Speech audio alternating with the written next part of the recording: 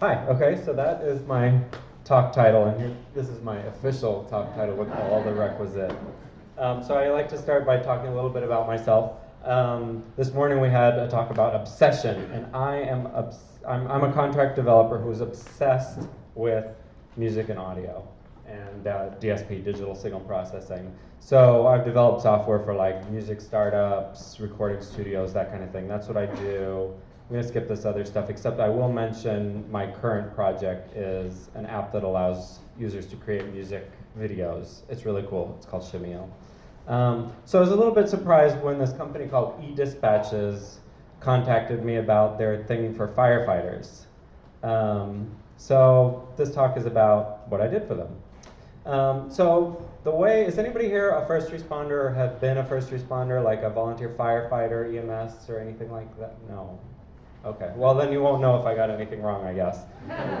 So the way first responders respond to emergencies in a lot of areas, I don't think this happens in big cities, but I don't really know, is the fire station receives a call, they need to send out first responders, so they have a radio station inside the fire station that sends out a message. People are carrying pagers, they're called pagers, they're not really pagers, they're really radios. And they hear a little message that says, it's about as clear as the New York City subway used to be, and somehow they understand what it says, and they run off to the fire or whatever it is. The messages themselves are audio messages. They start with tone sets that sound like doo doo, and then and those tone sets encode for each pager. So the tones I just made might be encoded for the green pagers, and there might be other tone sets that are encoded for other pagers. So when the tone set goes, then a particular pager says, oh, that's me, and turns on.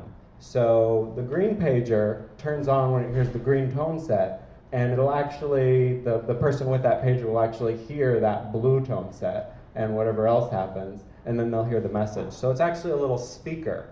It's not like text or anything fancy. They carry a little pager with a speaker on it, and they have to actually hear that message. And I have a sample here, which you'll probably hear.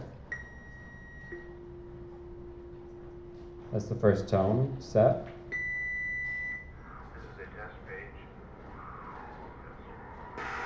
So what you just heard was, or heard part of, was two tone sets, somebody talking, and then some noise, which is something you always get. So the system works, and they've been doing it for years this way, all over the country, all over, I don't know where else, but at least North America. But the problem is people need to carry these pagers. So you've got your phone, you've got your pager. The pager uses a lot of battery, so you need to charge it regularly. Remember to charge it more than your phone. It has limited range. The messages are just played once. So you hear the message, and if you're, a volunteer firefighter and also a construction worker, and you miss it, or you didn't understand, 1, 2, 3 Evergreen Terrace, is that what they said? You're out of luck. You don't know where to go. And many first responders are also construction workers and stuff like that. So, and another problem is just they need to buy all these extra pagers, and each pager needs to be programmed for the specific message, so the individual who has it gets the right message. So it would be pretty awesome if we could just say, hey, fire station, send out a message to the internet, and the internet will magically deploy to all the right places. But in the real world, we don't live that way. Everybody's really invested in this radio system deployment. So the eDispatches folks figured out that it would be better than reinventing the wheel to attach a new wheel. So they developed this system that I'm going to show you, and that I worked on, to connect. Basically, they added a second radio receiver that acts like a pager, and something they call a detector, but is actually this little computer here. We used to call these embedded computers. What do you call them now? I don't know. Is there a name for this? What? Embedded computer. Okay, still call them All right, so it's just a Linux box with some with an audio input on one side and Ethernet on the other, and it has a bunch of other things that don't get used. And here's a radio receiver. It's just a standard shortwave radio receiver. And so that's what the radio receiver and detector are. And then the wire here that you are all familiar with, the Ethernet wire, goes to the internet, and then they have a system that connects it all to everybody's phones.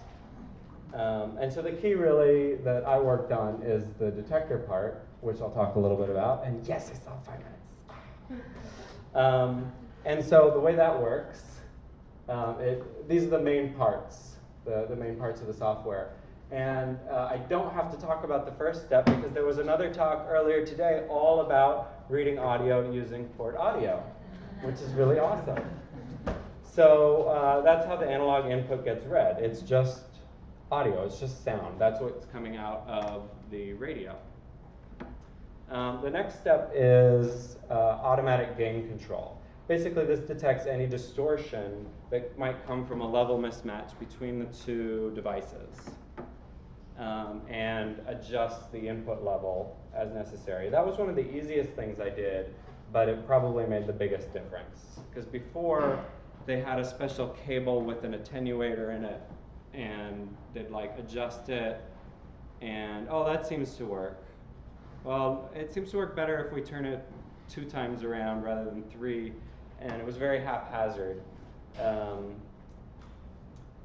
And then there are some filters. So if you've ever played, who here has played guitar?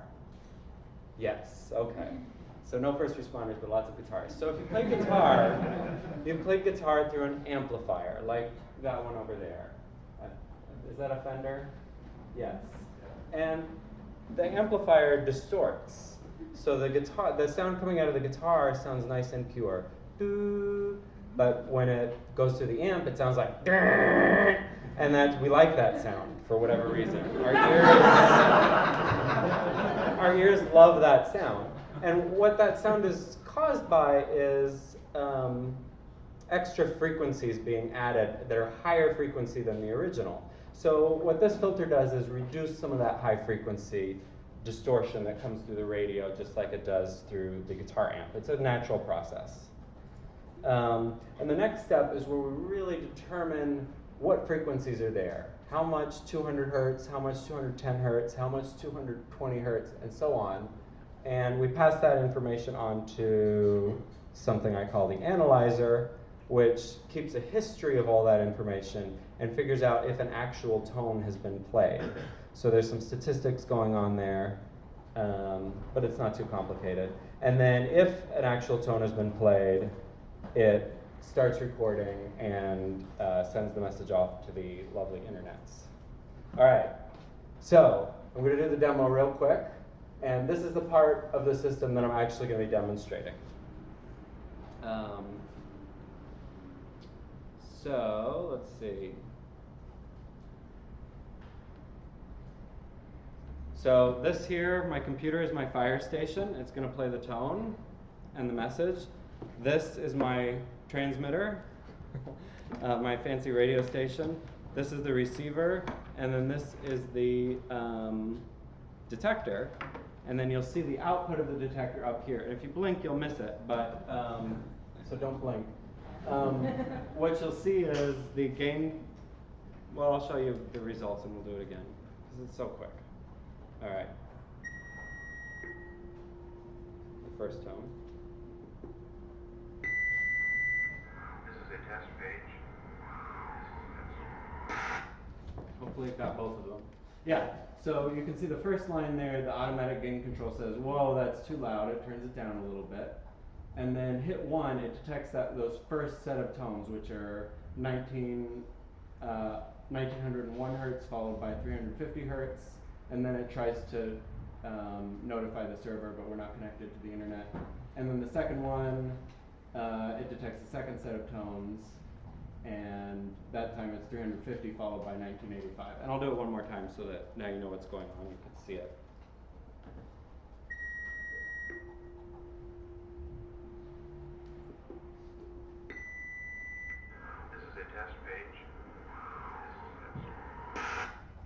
because those tones sound so beautiful. So that's how the system works. If you want to know more, I know I'm out of time. If you want to know more, here's some stuff about the green parts of the diagram there are open source. They came from a guitar tuner I made. And there's more info here.